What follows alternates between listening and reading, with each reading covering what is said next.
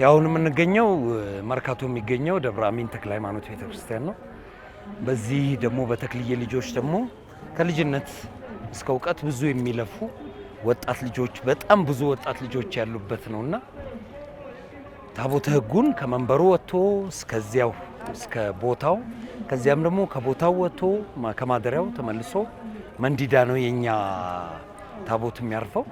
እስከዚህ ድረስ ከልጅነት የምናውቃቸው ልጆች በጣም ትንሽ የነበሩ ልጆች እግዚአብሔር ይስጣቸው ታቦቱንም አስከብረው እነሱም ተከብረው የሚሰጠውን አገልግሎት ይሰጣሉና እግዚአብሔር ይስጥልን ነው የምንለው። የሚመራን ወንጌል ነው፣ መጽሐፍ ቅዱስ ነው። ቅዱሳንን ስናነሳ ወይ ደግሞ ቅዱሳን መላእክትን ቅዱሳን ጻድቃንን ስናነሳ ከወንጌል ላይ አንስተን ነው። ሁለተኛ ቅዱሳንን አሁን አንስተን ስንሰራ ወንጌልን በተግባር የተገበሩ ናቸው።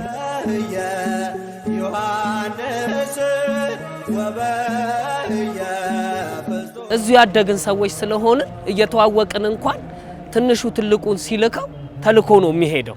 ምክንያቱም የመጣንበት ዓላማ አንድ ስለሆነ ሁላችንም ዓላማ አገልግሎት ማገልገል ነው።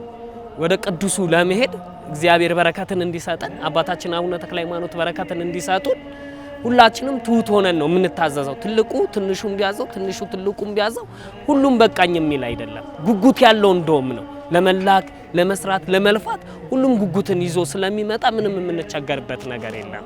ይሄ አደባባይ እንደዚህ ማስዋብ ከተጀመረበት ጊዜ ጀምሮ ከከተማ ውስጥ ምርጡ አደባባይ የተክለ ሃይማኖት አደባባይ ነው እና የሚያኮራ ነው። ይሄ ነገር ከተጀመረ ቢያንስ አሁን ወደ 10-11 ዓመት ይሆናል። ግን ይሄ ነገር የጀመርነው እኛ አይደለንም። ከኛ በፊት የኛ ታላላቆች አሉ። በጣም ብዙ ትልቅ ነገሮችን የተጀመረው እኛ አካባቢ ነው። እንደዚህ አይነት ነገር ለመጀመሪያ ጊዜ የተሰራው እዚህ አካባቢ ነው። ያን በማስመልከት የተሻለ ነገር መስራት አለብን ብለን ነው የምናስበው። ካሁን ኔክስት ለምን ሰውም የሚጠብቀው ይሄን አካባቢ ነው።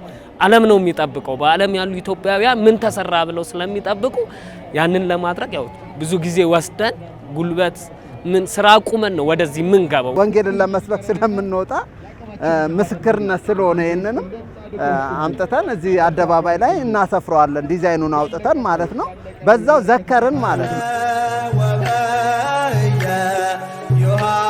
ማይረሳው እንግዲህ በትልቅ ማለት ኢትዮጵያ ውስጥ ብቻ አይመስለኝም ብዙ አነጋጋሪ የሆነው የመርከቡ ስራ ነው። የመርከቡ ስራ በጣም በተለማት አሁን ላይ እንኳን የሆነ ቦታ ላይ እንት ሲገባ የሚገኘው እሱ ነው። የመርከቡ ስራ ነው። ያ ነገር የማይረሳ ነገር ነው። ሁሉንም ማረሳቸው ምክንያቱም ሁሉም ማሻራ ጥለውብን የሚያልፉ ነገሮች ናቸው። ከኖህ መርከብ ጀምሮ አሁን እስከምንሰራ ትልቁ ግዙፉ ስራ ድረስ እንትን ብለን አናውቅም።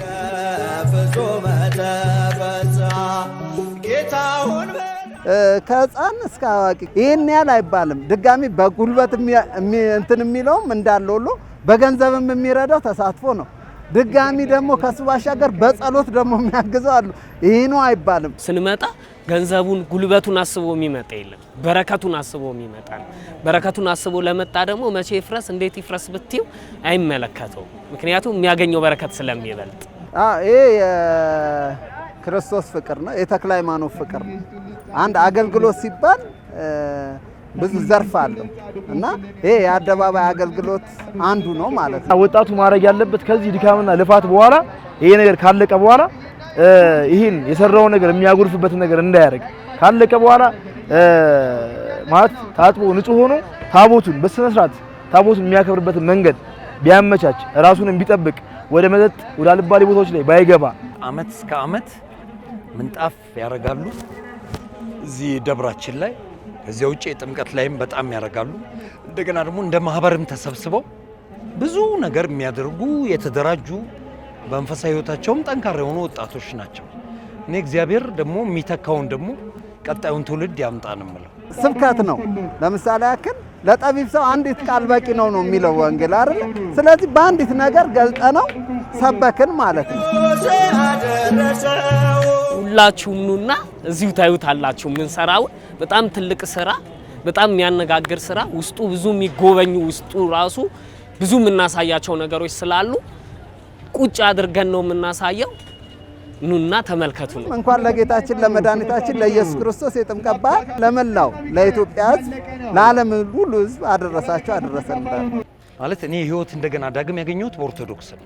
ወጣቱንም የምነግረው አባቶች በተጻፉልን ቀኖና ቤተክርስቲያኗ በምትሄድበት መንገድ እየተመራችሁ ከቤተክርስቲያን አትውጡ፣ በረከታችሁን አታስነጥቁ ነው የምለው። መልካም በዓል። ዮሐንስ